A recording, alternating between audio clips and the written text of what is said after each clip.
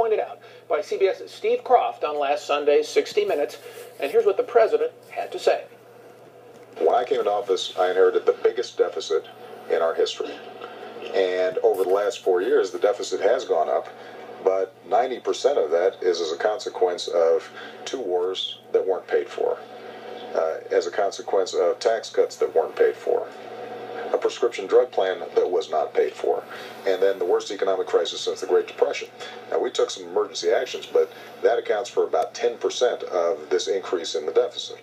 We've asked Wall Street Journal assistant editorial page editor James Freeman to run the numbers, and he joins me now. So, James, let's take these one by one. Did President Obama inherit the biggest deficit in American history?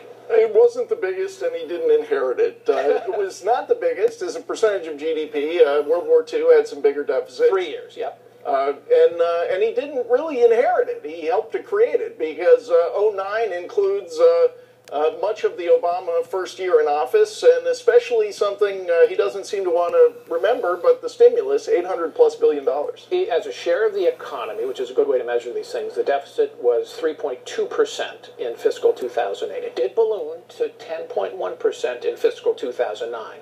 I would give President Bush some credit for that because, in fact, the recession had started, and and so that built the recession for his first 6 months of his term.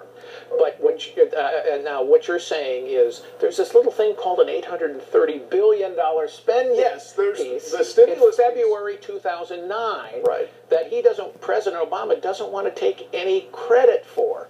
But it passed 6 months before, he 2 months into his presidency. Look, he signed it into law. The stimulus was huge. Right. He also signed another omnibus spending bill shortly after that in the spring of 2009. But even the beginning of fiscal 2009, where he wants to throw it all on President Bush, this is when President Obama was in the Senate. He voted for TARP. He had voted for the budget resolution that year.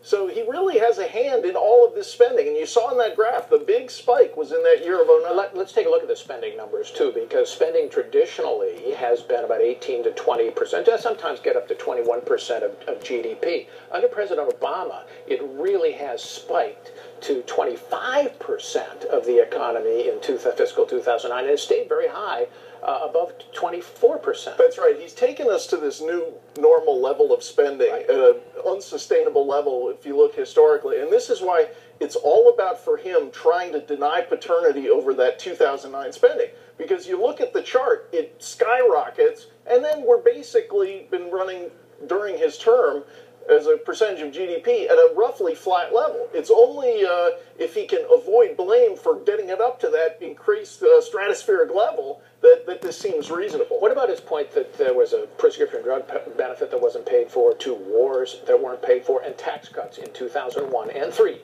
that weren't paid? Well, the tax cuts, when you look at revenue to the government, that's what really rebuts the Obama argument, because what you see is the Bush tax cuts happen in 01 and 03. Right. Then you see a surge in government revenue later in the Bush years. So by the 2006 and 7, revenues were already back to over 18% of the economy, which is about where they've been for the historical norm. Right. They fall as we go into recession.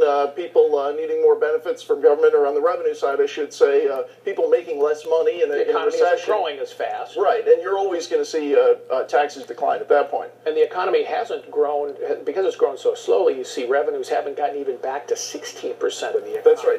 Which is really, really low. So that's a big chunk of the explanation for this. The whole explanation is Obama spending, running up the deficit, and not offset by higher tax revenues because of a slow economy. We would say because of Obama policies on regulatory and tax and other things. One other thing about the tax cuts is the president himself decided to extend them for 2 years in 2010. Remember that deal with Republican? Because he said we needed it to help the economy. Right. Now, also, then the other part of the blame he throws on Mr. Bush, the prescription drug plan. Well, What I would put on Mr. Bush, too.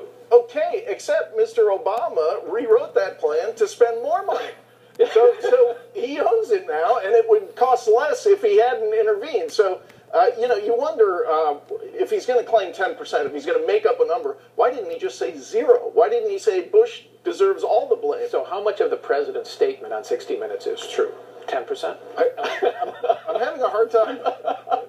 Yeah, maybe 10. Look, 0, because he has been signing spending bills every year. The government spending is all on his signature. All right, James. Still ahead.